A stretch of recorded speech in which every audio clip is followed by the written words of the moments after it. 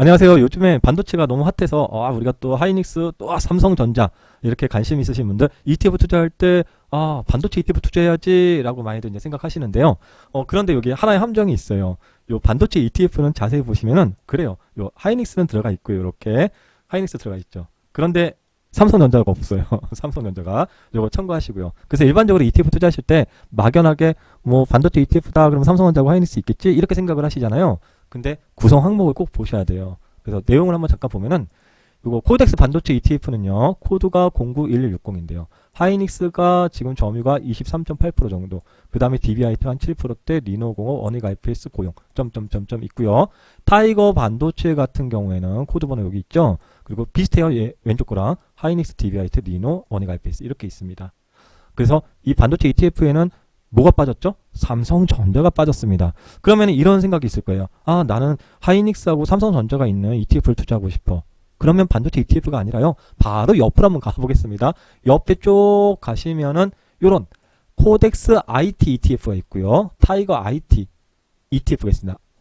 여기에 뭐가 있냐면은 삼성 SDI 22%, 하이닉스 21%, 삼성전자 20%. 그래서 하이닉스하고 삼성전자가 두 개에서 40%가 넘는 ETF입니다. 마찬가지로 이쪽에서도 코드 번호 한번 확인하시고요. 하이닉스 21%, 삼성전자 18%에서 약 40% 정도가 되는 ETF예요. 그래서 나는 하이닉스하고 삼성전자 위주로 투자해야지 그러면은 IT ETF고요. 하이닉스 위주로 투자해야지 그러면은 반도체 ETF다. 이렇게 좀 이해하시면 될 것 같고요. 구성 항목만 보면은 사실 이게 나쁘지는 않아요. 왜냐면은 하이닉스 있죠, SDI 있죠, 삼성전자 있죠, 또 LG전자, 삼성전기까지 이렇게 있기 때문에 이런 ETF가 아주 뭐 튼튼한 ETF다라고 볼 수 있습니다. 이렇게 그렇죠. 그런데 이제 한 가지 흠이라면 좀 아쉬운 건 뭐냐면 지금은 이 삼성 SDI가 너무 많이 올라와갖고 조금 비중이 이제 높은데 너무 많이 이제 좀 상대적으로 올라와서 좀 그렇다 할 뿐이고 어쨌거나 이런 ETF 잘 구분해서 보시면 좋겠고요. 그리고 네, 이 ETF라는 것이 주식보다는 쉬워요라고 저는 계속 좀 강조를 드리고 있는데요. 그런데 이제 아무리 이 ETF가 주식보다 쉽다 하더라도 원금을 보장해 주는 건 아니거든요. 그래서 어느 정도 기초적인 내용들은 습득해 가고 투자의 원칙과 기준은 반드시 가져가시는 것이 중요하다라고 말씀을 드리겠습니다. 다 알고 계시겠지만 ETF는요. 연금저축계좌에서 그리고 IRP 계좌, 퇴직연금 계좌죠. 거기에서도 투자를 하실 수가 있어요. 그래서 저희 카페에 요 기법을 이제 마스터 하신 또 왕거북이님께서 ETF 적립식으로 이렇게 또 운영을 해주고 계시잖아요. 보면은 뭐 자동차 ETF 같은 경우 뭐 많은 분들이 좋은 20%대 삼성그룹 ETF 요건 또 나중에 시간 되면 말씀드릴 텐데 요거는 다 앞에 3자 들어가 있는 거예요. 삼성전자, 삼성물산, 삼성 SDS 3자 들어가 있는 것만 쫙 모아진 게 삼성그룹이고요. 이런 게 이제 뭐 33% 수익 내신 분들도 계시고 현대차 그룹 펀더멘털 ETF도 45%. 보시면은 이렇게 적립식 투자인데도 이 수익률이 되게 좋으시죠. 자동차, 뭐 삼성전자도 마찬가지고 삼성전자 뭐 70%. 제가 이거 보여드리는 이유는 뭐냐면은 이 보통의 경우에 물론 뭐 더 좋은 수익률을 내신 분들도 계실 수 있는데 일반적으로만 생각해 보시죠. 우리 같이 삼성전자 투자해서 10%만 수익 내도 막 수익 실현하시는 분들 많이 계셨죠. 과거에. 그런데 이렇게까지 끌고 올 수 있는 것은 과연 어디에 있을까? 이런 부분입니다.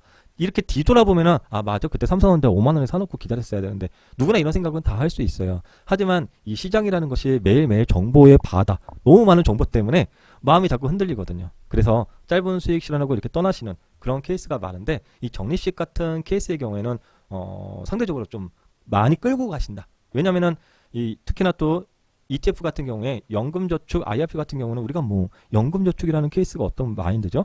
내가 노후에 연금을 이렇게 받아야지 이런 마인드이기 때문에 오래 끌고 갈 수 있는 그런 여유적인 거북 스타일이 될 수 있다라는 거예요. 물론 뭐 최근에 시장이 얼마까지 좋았기 때문에 뭐 나도 뭐 수익률 다 잘 나왔어 누구나 마찬가지일 수 있습니다. 하지만 어떤 분들께 좀 제가 말씀을 드리냐면은 이 주식에서의 그 포트폴리오를 짤 때 이 계좌 포트폴리오 짜는 게 중요하거든요.